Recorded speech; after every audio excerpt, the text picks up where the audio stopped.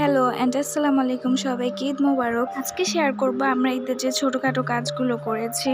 So Eid মানেই তো হলো সাত সকালবেলা উঠে সেমাই খেতে হবে, অনেক রকমের ডেজার্ট দিয়েই কিন্তু ঈদটা শুরু হয়।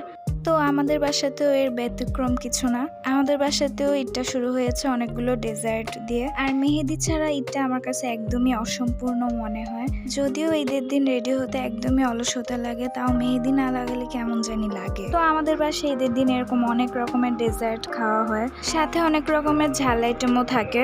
যেমন ওই দিন আম্মু গরুর কালা ভুনাটা করেছিল, এটা আমার খুব পছন্দের একটা ডিশ। এটার রেসিপিটা আজকে শেয়ার করব। আর চাঁদ রাতের দিন আমরা কুনাফা বানিয়েছিলাম, এটা আমি ফার্স্ট টাইম ট্রাই করেছি, তাই একটু টেনশনে ছিলাম যে হবে কিনা এটা ঠিক মতো, বাট ফাইনালি এটা অনেক ভালোই হয়েছিল। আর রেসিপিটা ওই দিনে আমি এডিট করে আপলোড করে দিয়েছিলাম, ওইটা আমার পেজে গেলে আপনারা দেখতে পাবেন। এটা প্রায় অনেকটা নবাবী শ্যামের মতোই রেসিপিটা। আর রেসিপিটা চাইলে আপনারা আমার ইউটিউব চ্যানেলেও দেখে আসতে পারেন। আমার ইউটিউব চ্যানেলটাকেও সাবস্ক্রাইব করবেন বেশি বেশি, আর ফেসবুক পেজটাকেও ফলো দিবেন। তো কালো ভুনাটা করার জন্য এখানে প্রথমে আমরা সরিষার তেল নিয়েছি আর পেঁয়াজ নিয়েছি। পেঁয়াজটা আমরা এখানে একটু ভেজে নেওয়ার পরে এখানে আমরা দারচিনি, এলাচি, তেজপাতা মানে সব গরম মশলা আর কি দিয়ে নিচ্ছি।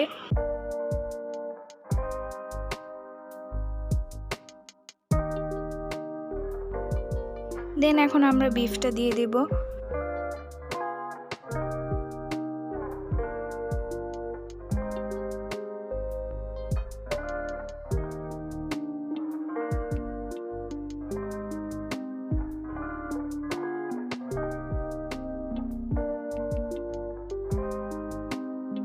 তারপর এখানে আমরা দিয়ে দিচ্ছি আদা বাটা, রসুন বাটা।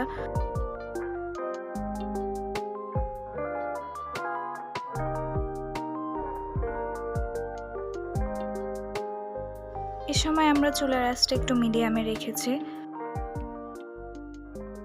এখানে আমরা লবণ দেওয়ার কথা পুরো ভুলেই গিয়েছিলাম। তারপর এখানে আমরা হলুদ আর মরিচের গুঁড়াটা অ্যাড করব। দেন এখানে সব কিছু ভালো করে মিক্স করে নিচ্ছি।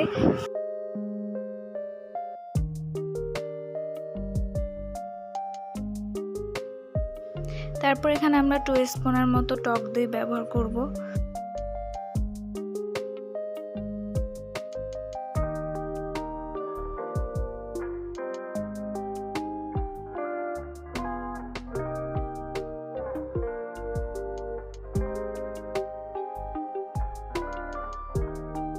এখানে আমরা গরম মশলাটা দিয়ে নিচ্ছি, দেন দিয়েছি জিরা গুঁড়া। দেন এটা পারফেক্টলি হয়ে যাওয়ার পরে আম্মু এটাতে একটু পানি অ্যাড করেছিল। তারপর এটা আম্মু 1 ঘন্টার মতো রেখে দিয়েছিল ঢেকে সিদ্ধ হতে। এখানে কিন্তু কালারটা পুরোই চেঞ্জ হয়ে গিয়েছে, কালা ভুনার কালারটা চলে এসেছে। এখন এখানে আম্মু পেঁয়াজ বেরেস্তাটা করে নেবে, সেজন্য আম্মু এখানে সরিষার তেল আর শুকনো মরিচ দিয়েছে।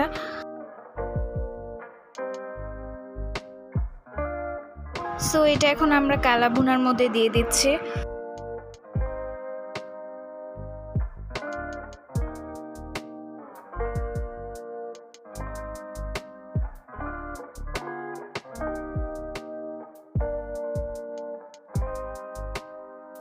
সো এই তো কমপ্লিট আমাদের কালা ভুনাটা। কালা ভুনার সাথে খিচুড়িটা কিন্তু বেশ ভালোই যায়।